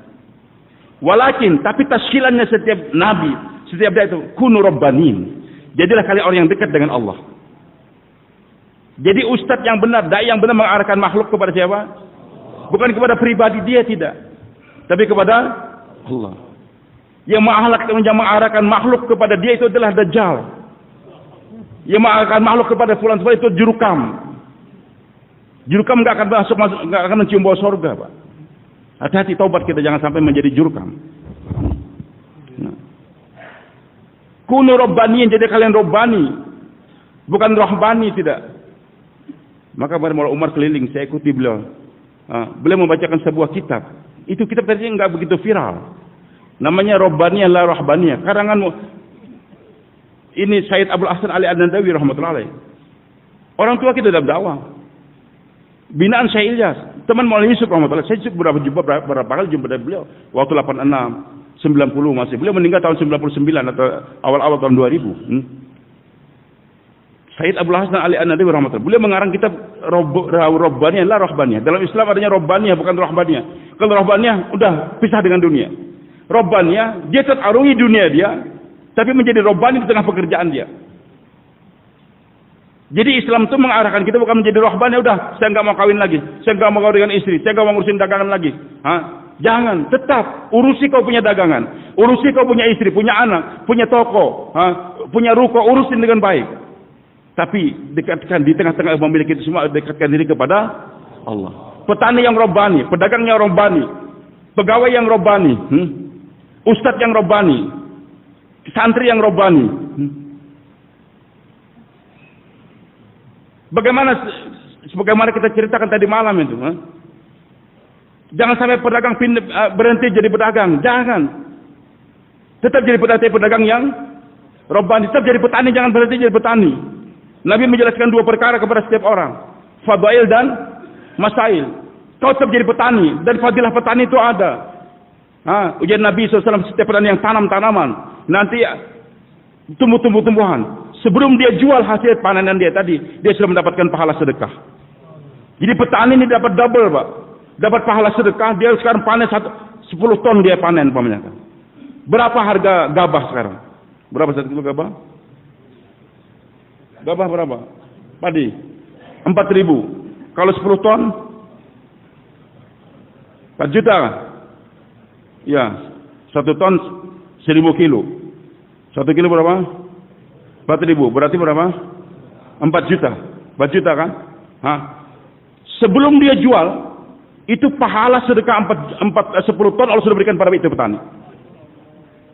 Dijual dapat duit lagi. Nggak sempat jual, dia makan durang, dia ambil pencuri, tetap pahala sedekah Allah berikan pada dia. Supaya petani jangan berhenti jadi petani. Tahun ini gagal nggak jadi masalah, tanam lagi. Nanti tahun depan kau apa panen? Tanam lagi, besok meninggal, tinggal 1 hari umurmu. Tetap tanam hari ini. Nanti yang manennya anak cucu kamu itu tetap pahala sedekah. Waktu tinggal 1 hari. Kalau gitu saya gunakan berzikir, zikir juga, tapi refreshing juga. Tanam itu mangga. Setelah tanam besok mati dia, tumbuh. Nanti itu mangga, berapa banyak yang menikmati. Pahala buat dia semua. Ini fadilahnya petani. Tapi masailnya juga ada. Bagaimana menjadi petani yang benar? Azan tetap dikumandangkan di tengah sawah sana, sehingga mendapat 50 derajat. Ketika hasil didapatkan, mungkin buah mangga, buah apel, itu nggak ada zakatnya dalam mazhab Syafi'i. Hanafi ada, semua tetap bayar. Tapi mazhab Syafi'i kita juga digalakkan untuk bersedekah. Sedekahkan 1/10 dia, hebat lagi 1/3 sedekahkan. Maka itu petani nanti akan masuk surganya Allah Subhanahu Wa Taala. Dengan dia berzikir, ngajar di pondok pesantren, masya Allah, meninggal di masuk surga dia. Apakah dengan menjadi pedagang nggak bisa masuk surga? Ujar Nabi At-Tajir As-Saduq Al-Amin, yuhsyar ma'an nabiyyin yaumil qiyamah. Pedagang yang jujur dan amanah dibangkitkan bersama para nabi hari kiamat. Dia dagang di toko, tapi dibangkitkan bersama nabi hari kiamat. Nggak tanggung-tanggung. Maaf kalau saya salah. Hafiz Quran menghafal, setiap satu ayat naik sampai mentoknya tersebut di bawahnya para nabi. Derajatnya hafiz Quran di bawahnya para nabi. Pedagang yang jujur bersama nabi hari kiamat. Fadilahnya ada. Maka jangan berhenti jadi pedagang. Tetap dagang. Tapi masailnya ada. Dagang yang benar. Tadi malam saya katakan, masuk Nabi ke pasar. Nabi katakan, ya masyar tujar, inna tujar yahsyar fujaran yaumal qiyamah. Wahai pedagang-pedagang, nanti pedagang hari kiamat akan dibangkitkan bersama para penjahat-penjahat. Kecuali yang berbuat demikian. Maksudnya banyak bersedekah. Lihat gandum kering. Wahai Muhammad, tombokkan kau punya tangan ke dalam itu gandum. Perintah Jibril, masukkan, ternyata basah. Mahadis syaitan. Hei, pedagang apa ini? Kok basah? Kena air hujan ya Rasulullah. Kenapa kau letakkan di luar? Maka Nabi katakan, "Man ghasyana falaysa minna." Siapa yang menipu kami bukanlah golongan kami. Jadi bukan hanya fadailnya saja tapi juga masail. La ilaha illallah iman, Muhammad Rasulullah ilmu. Kawin jangan membujang terus, bahkan jangan menduda. Selama Anda masih bisa kawin, kawin. Mampu satu saja, mampu dua silakan, 4 silakan. Fadailnya banyak. Semakin banyak kau kawin, semakin banyak rezeki kamu. Fadail, tazawwajun nisaa fa innahu ya'tina bil mal. Kawin itu perempuan-perempuan, nanti akan mendatangkan harta. Tapi kenapa Ustaz? Saya semakin kawin semakin semeraut. Berarti masailnya enggak benar. Masailnya tidak benar. Kenapa enggak benar? Selama ini jadi istri simpanan, enggak pernah dibawa masturah. Yang satu istrinya masturah, yang satu simpanan, enggak bisa. Jangan disimpan, bawa semuanya dua-duanya keluar. Istri 4 silakan 4, bawa semuanya keluar. Ilankan, jangan disembunyikan. Walaupun awal nikahnya kawin siri, tapi ilankan habis itu. Alinu hadzal nikah ujar Nabi. Ilankan nikah. Nikah yang pertama, kedua, ketiga, ilankan semua. Pak, saya punya istri 4, Pak. Jelaskan, jangan sampai bahas dengan mertua. Bagaimana kabarnya? Alhamdulillah. Menyembunyikan, jangan hilang. Pak mertua, alhamdulillah, saya sayang pada anak bapak. Tapi saya juga punya istri yang kedua di sana. Ilankan, walaupun pertama marah, tapi akhirnya enggak. Maaf, masail jangan disembunyikan. Kasih infak buat istri kita, kasih infak pada istri kita. Nabi nggak punya istri simpanan, nggak ada. Dijelaskan bedakan ini bedakannya Hafsah, ini bedakannya Aisyah. Di sini Ummu Salamah dan sebagainya dijelaskan. Fadailnya ada tapi juga ada masail. Jangan sampai semangat fadail, masailnya enggak. Istri dibangkal, kawin cerai. Ustaz, kenal enggak istri dengan potensi Ustaz? Dia mau ngelamar anak saya. Kacau, jangan terima. Karena dia datang setiap tempat pakai sorban, pakai bagus, bicara agama, akhirnya kawin, tinggalkan. Itu berarti la ilaha illallah tapi enggak Muhammad Rasulullah. Fadailnya dia pelajari tapi tidak mempelajari masail. Semangat dengan fadail tapi juga dengan masail. Pegawai jangan berhenti, cepat-cepat pensiun dini, jangan dulu. Perhitungkan, apakah saya dengan pensiun dini akan lebih banyak dakwah atau tidak? Atau tetap jadi pegawai, tapi nanti saya bisa kerja dakwah. Karena pegawai itu ada fadilahnya. Nabi jelaskan, pegawai yang jujur tersebut, dia tunaikan hak Allah, dia tunaikan juga hak bos dia. Kenapa dia dapat pahala double? Dia pelihara harta orang lain. Buruhnya dikasih duit semua, jadi bos dia. Kasih upah, yang satu nggak ngambil upah, lari, pergi entah kemana. Uang buruh ada,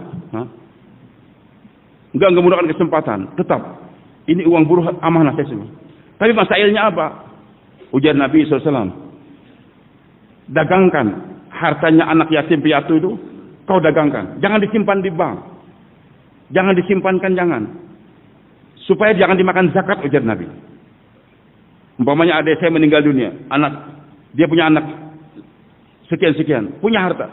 Saya sebagai wali dia, jangan disimpan itu duit, didagangkan, supaya jangan dimakan zakat. Karena uang warisan keponakan saya ini umumnya 100 juta. Hari ini dia dapat warisannya, setelah 1 tahun harus bayar zakatnya berapa? 2,5 juta. Berarti tahun 2019 dia punya uang 100 juta. Uangnya saya simpankan terus.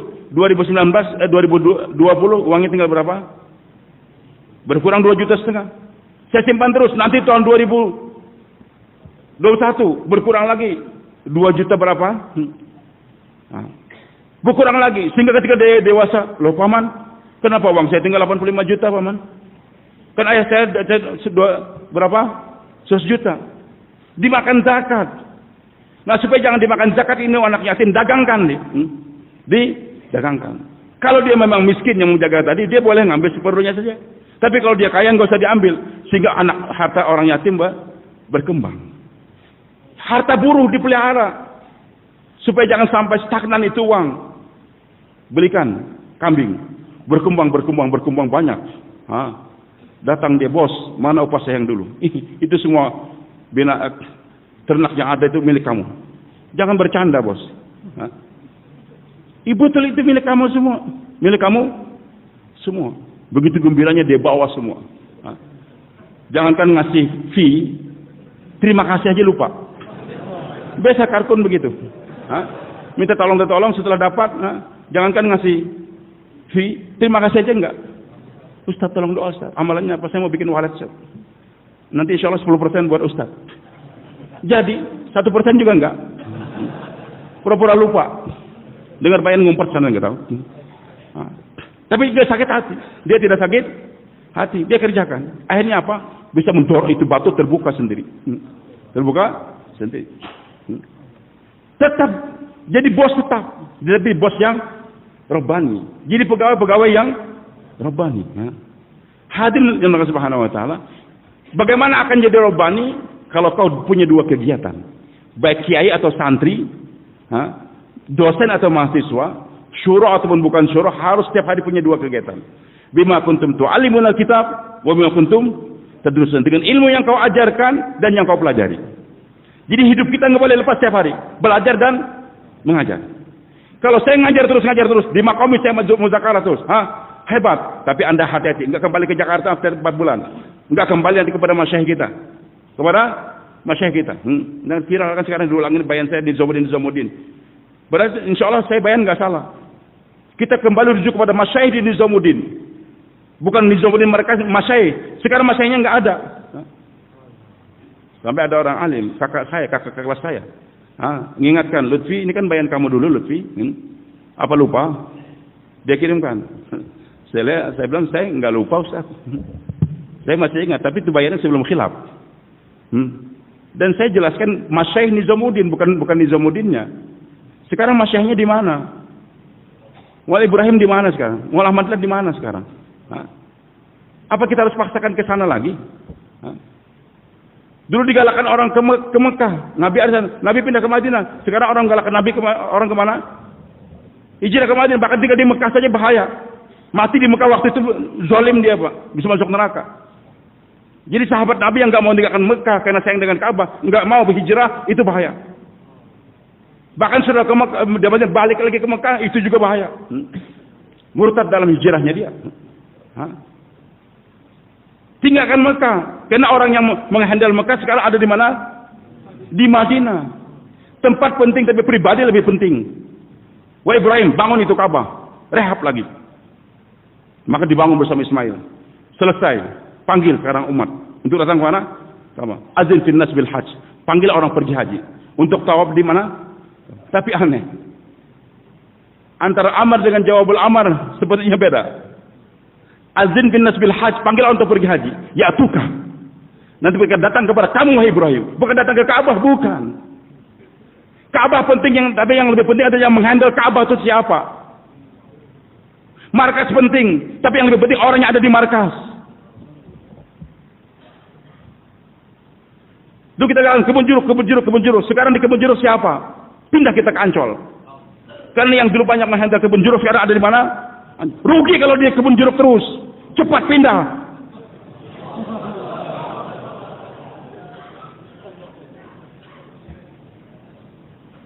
Pribadi, Pak. Tapi pribadi yang terima handle. Karena markasnya sederhana, tapi pribadi Masya Allah lembut. Silahkan Pak, Masya Allah. Kasih minuman dulu. Dari mana Pak? Dari Aceh. Waduh capek betul Bapak Yasino, silahkan minum. Mau keluar berapa hari Pak? 40 hari. Semoga Allah terima. Mudah-mudahan suatu saat bisa 4 bulan Pak ya. Doakan. Senang orang. Hilang capeknya dari Aceh sana. Tapi kalau markasnya bagus, loh, datang. Dari mana? Dari Aceh. Berapa puluh? 40 hari? Enggak ada Pak. Itu 40 hari itu zaman dulu. 4 bulan. Mau gak 4 bulan? Kalau mau kasih makan. Kalau enggak pulang. Itu pribadi. Siapa itu? Bukan dai, itu PKI namanya. Tapi jangan dilaporkan ke polisi, Pak. Sekarang main ujaran-ujaran macam-macam laporkan ke polisi. Hadirin yang Allah Subhanahu wa taala, maaf. pribadi. Apa? Tapi yang lebih penting dari pribadi, kerja itu pribadi. Nabi datang dimuliakan, jita bil amril muta'. Kamu datang wahai Muhammad, jita syarafal Madinah, jita bil amril muta'. Datangnya Nabi itu memuliakan Madinah karena orang Madinah siap untuk taat. Jadi yang paling dihargai itu bukan cuma nabinya, misi kenabiannya. Nabi boleh meninggal tapi kerja kenabian nggak bisa meninggal. Ini kita buat, ini kerja, Pak. Maka hadirnya dimuliakan oleh Allah Subhanahu wa taala. Kita kerja dengan apa? Ala basur. Datang terus dengan supaya kita mengajar dan belajar. Mengajar, belajar. Sekarang, maaf, Bapak sekarang belajar. Pulang cepat-cepat kita ngajar, sampaikan. Sekarang saya mengajar, cepat belajar lagi dengan para masyayikh kita. Saya bilang sama ustaz-ustaz di pesantren saya, antum sekarang ngajar nih. Tapi kita undang Habib Umar kah atau siapa ke masyayikh kita datang yang lain-lain. Berikan kalian juga harus belajar, belajar. Karena kalau kalian ngajar terus, nanti kalian akan merasa dia sebagai narasumber, akan menjadi dajjal, Maksudnya dajjal gimana? Dia marah kalau santri yang belajar daripada yang lain atau pindah pondok yang lain. Nah. Santri, bagaimana supaya dia jangan jadi jurkam? Dia sekarang ayahnya nitip, Ustaz, ini anak saya, Ustaz. Berapapun biayanya saya biayai. Dan tolong Ustaz ya, dia konsentrasikan pokoknya dalam 1 tahun bisa menjadi habis Quran. Belajar. Tolong Ustaz jangan digunakan dia untuk ngajar. Jangan digunakan untuk. Maka santri yang belajar terus nggak mau ngajar kepada adik kelas dia, suatu saat dia akan jadi jurkam dia. Di antara 10 orang guru yang ada di pesantren dia akan cintai 2-3 orang saja, yang lain enggak. Kita muliakan itu Ustaz ya. Kita ke ikram dia, yang lain jangan. Kenapa? Karena dia hanya belajar saja. Maka setiap santri yang belajar di pondok kita, kau sekarang belajar, tapi adik kelas kamu ajarkan. Sekarang kita keluar 3 hari, kau ajarkan masyarakat di kampung. Jadi setiap hari kita ini harus bersohbah, tapi juga harus menyampaikan hasil daripada kerja kita. Sehingga kita jadi balance, bersedia insyaallah teman-teman. Jadi itu kata Muhammad Faruk sampai terjadi hal demikian. Karena qillatus sohbah, merasa sekarang dirinya sudah di top. Sehingga tidak lagi bersumpah kepada indah. Lihat Syekh Maulana Zubair datang mengunjungi kepada kamarnya Syekh Abdul Wahab. Berkunjung lagi kepada kamar bulan, saling berziarah satu sama lain. Jadi tidak hanya dia yang merasa dikunjungi. Tapi suatu saat dia juga terjun ke bawah lagi. Terjun ke bawah. Nabi datang. Jumpai. Abu Bakar dijumpai. Umar. Tapi juga mana kata Nabi? Perempuan yang suka nyapu nih. Perempuan hitam yang nyapu di masjid. Nabi tanyakan. Bukan saja cuma nanyakan mana Abu Bakar, mana Umar. Tapi tanyakan mana yang suka menyapu masjid ini. Udah meninggal ya Rasulullah. Kami kuburkan tadi malam juga. Kan penguburan mayat kasihan Nabi suruh waktunya juga pendek. Bawa istirahat juga beliau tadi kan. Maka ini juga yang meninggal nih istilahnya orang miskin juga. Nyapu di masjid. Dikuburkan selesai. Nabi katakan mana kuburan dia? Bawa aku ke sana. Bawa aku ke sana. Supaya Nabi nggak merasa sudah jumpa dengan Allah, nggak mau jalan lagi jumpa dengan tukang sapu yang hitam ini. Tetap Nabi sholat di atas kuburan, dia di kuburan tersebut. Dan Nabi senyum, dia sekarang berada di surganya Allah Subhanahu wa taala. Tetap jadi tukang sapu di masjid nggak berubah. Tapi menjadi tukang sapu yang robbani. Satu saat waktu kami masih di Rewin dulu. Satu orang mukimin, dulu mukimin 300 orang. Oleh Syekh Abdullah suruh pulang. Sudah orang lama sekali. Pulangnya kenapa? Karena salah seorang di mahalah dia itu tahu ini orang adalah orang kaya, orang khawas. Pensiunan, kalau salah dia sudah mencapai jenderal juga. Nah, yang mukimin yang 300 meninggal melihat suatu saat dulu di Rewin setiap orang yang keluar 4 bulan dipotong 15 hari untuk khidmat di markas. 3 bulan setengah taskil, 15 hari untuk khidmat di markas tadi ada 26 bagian. Satu di antaranya untuk kebersihan, untuk menjaga cukidar, menjaga WC. Barangkali orang ketinggalan baju apa dia kontrol, dia simpankan. Maka orang mukimin tadi lihat, loh, kenapa dia menjaga depan WC, pegang tongkat gini?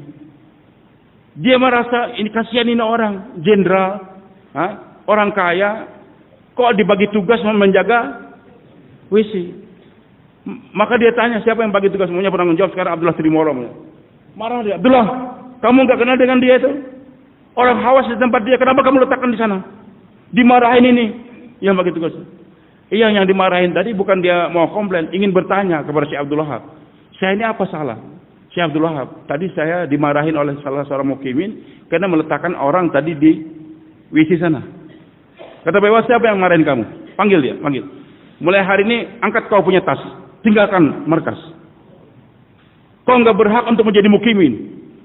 Kamu rasa dia itu hina untuk pegang tongkat depan WC sana tuh? Hah? Yang dia jaga WC siapa? Orang yang sedang keluar jalan Allah. Segala apapun yang ada hubungannya dengan dakwah ini dimuliakan oleh Allah Subhanahu wa taala. Itu yang pegang tongkat menjaga depan WC. Itu lebih mulia apa daripada pejabat-pejabat tinggi yang ada di DPR atau di istana sana. Jangan kau hinakan itu kerja. Hah? Hadirin yang dimuliakan oleh Allah Subhanahu wa taala. Maka pentingnya suatu saat kita berkumpul supaya kita bersuhbah. Bersedia tuan-tuan insyaallah. Tapi setelah suhbah kita terjun lagi. Kalau dua kegiatan bima tu'allimuna kuntum tu'allimun wa ma kuntum tadrusun. Setiap saat saya harus belajar, tapi juga saya harus mengajar. Maka kalau saya belajar, kalau hanya belajar terus akan jadi jurkam. Kalau ngajar terus akan jadi apa? Dajjal. Supaya jadi rabbani, kunu rabbaniin bima kuntum tu'allimul kitab bima kuntum tadrus. Indah. Bayan maghrib si fulan. Kiainya, bayan subuh santrinya. Kiainya dengar. Kiainya dengar, maka kiai yang bayan maghrib, sekarang bayan subuh dia dengar santrinya yang bayan, dia akan jadi rabbani. Dia akan jadi rabbani. Karena kemarin saya ngajar, sekarang saya belajar. Mungkin secara keilmuan saya nggak nambah, karena yang bayan ini santri saya sendiri. Tapi secara keimanan Allah angkatkan derajat dia. Allah angkatkan derajat dia. Syekh Syamir, waktu saya keluar di Jordan dulu, pertama kali 4 bulan saya di Jordan tahun 85. Syekh Syamir namanya, pernah menjawab surahnya Jordan. Dia katakan saya waktu itu kuliah di Lahore, Fakultas Teknik. Dan saya mulai kenal dakwah. Keluar saya 3 hari pertama. Hari ketiga saya disuruh bayan. Saya disuruh, bingung saya, kok pertama kali 3 hari saya bayan. Sebentar saya orang. Tapi kata kamu bayan, saya duduk depan kamu nanti. Maka saya pun bayan, agak ketakutan gemetar. Tapi amir saya ini masih orang lama duduk depan saya. Setiap kali saya bayan, amir, Masya Allah, Masya Allah, ajib, Masya Allah, Masya Allah. Sehingga nggak terasa setengah jam lebih saya bayan. Inilah amir yang Allah muliakan, Pak. Walaupun tahu yang dia bayankan ada yang saya ajarkan dari malam waktu menunjukkan 6 sifat. Sekarang saya mendengarkan untuk mensupport dia orang baru ini. Ilmu saya nggak bertambah, tapi keimanan saya bertambah. Penyakit orang lama ketika orang baru yang bayan, tidur dia. Maka ini ngerusak karkun, Pak. Yang bayan tadi yang sudah menghafal 1 jam, saya akan bayan 6 sifat nanti 1 jam, 10 menit sudah nggak habis modal dia. Kena lihat karkun lama pada tidur semua. Ini karkun lama yang ngerusak, Pak. Maunya ngajar saya tapi nggak mau belajar. Maghrib tadi saya yang belajar, subuh saya sekarang belajar, saya dengar. Nanti Allah akan kuatkan keilmuan kita. Bersedia insyaallah, Pak. Saya bersumpah senantiasa. Buat ini yakin selesai masalah dengan ini. Sekarang kita bingung dan sebagainya. Gak usah bingung, gak usah baca internet. Baca apa? Kerja saja. Maka saya katakan sudah, kepada orang yang bertentangan dengan kamu, abaikan. Apa? Abaikan. Jangan sibuk ngurusin. Gak usah sibuk ngurusin Abu Jahal, Abu Lahab. Kami akan selesaikan. Kamu doakan saja mereka. Kemudian pertama doa hidayah, yang kedua abaikan, yang ketiga lurus kerja ini. Kalau kita sekarang buat kerja dengan sungguh-sungguh, nanti apakah nanti mereka akan terkesan kembali kepada kita? Kalau enggak akan Allah benturkan satu sama lain. Kita jangan benturkan orang, tapi kita dekat kerja dengan sungguh-sungguh, nanti Allah akan benturkan satu sama lain. Bersedia Tuhan insyaallah? Siap 4 bulan negara jauh. Bersedia? Makamu juga kita hidupkan. Kita niat, Pak. Kita sampaikan, ya mudahkan saya untuk berangkat, mudahkan saya untuk berangkat suatu saat lagi. Hadirin Subhanahu wa taala, ketika lihat teman kita kerja, kita gembira. Kalau teman kita enggak kerja, kita sedih. Tapi jangan kita tertawakan. Maka kalau lihat teman kita maju, kita gembira, ikut bergembira, nanti Allah akan berikan nikmat yang sama pada kita. Hadir, teman 4 bulan negara jauh. Saya ini belum, tapi saya senang, Masya Allah. Dia 4 bulan, padahal dia lebih bawah daripada saya. Ya Allah, terima dia ya Allah. Tolong bawa aku juga. Suatu saat Allah akan beritahu kepada dia untuk berangkat juga 4 bulan. Terus ada karkun yang tertidur. Ini karkun apaan tidur? Kerjanya cuma mau Jakarta, tapi dia nggak kerja. Hati-hati, Pak. Ujar Nabi SAW apa? La tuzil syamadal akhikal muslim. Fayu afiwi talik. Jangan kau tertawakan. Jangan kau tersenyum melihat teman kamu kena musibah. Teman kamu kena musibah. Kecelakaan. Termasuk musibah ini kan meninggalkan kerja dakwah. Enggak lagi keluar. Potong janggut sebagainya kan kena musibah dia, Pak. Kita ketawain. Kok ini karkun apaan sekarang? Karkun murtad dan sebagainya. Kita ketawain. Hati-hati. Suatu saat Allah akan sembuhkan dia. Dan Allah ujikan perkara yang sama kepada kamu nanti. Dia bangkit, kamu yang malah tidur. Kita doakan. Bahkan masyayikh kita dilaporkan, Syekh, itu ada karkun sekeluar setahun. Tapi sekarang dia mandek. Masih diam. Kata masyayikh, rupanya sampai di sana Allah gunakan dia. Sampai di sana Allah gunakan dia. Tapi tetap kita risau. Kita usahakan. Nanti hadirin Allah subhanahu wa ta'ala. Kalau kita terus istiqamah dan jaga 2 tadi. Bersuhbah dan juga kita sampaikan ke bawah. Allah akan jadikan kita robbani. Siap insyaAllah. Siapa yang buktikan, Pak? Siap untuk berangkat ke negara jauh. Alhamdulillah sekarang hampir seluruh dunia. Kemarin Istimewa Rewin itu hampir seluruh dunia sekarang sudah mengatakan dirinya kami ikut syura alami. Bahkan kirim surat sekarang. Seluruh negara Arab sudah Masya Allah syura alami, Pak. Mereka paham. Bukan berdasarkan feeling, tapi berdasarkan kepada keilmuan. Setelah wajib fatwa, udah ikut syura alami sekarang. Cuma Indonesia masih gunakan feeling banyak. Silakan, Pak. Coba Pak, negeri jauh, silakan berdiri dulu. Negeri jauh, cash, tolong di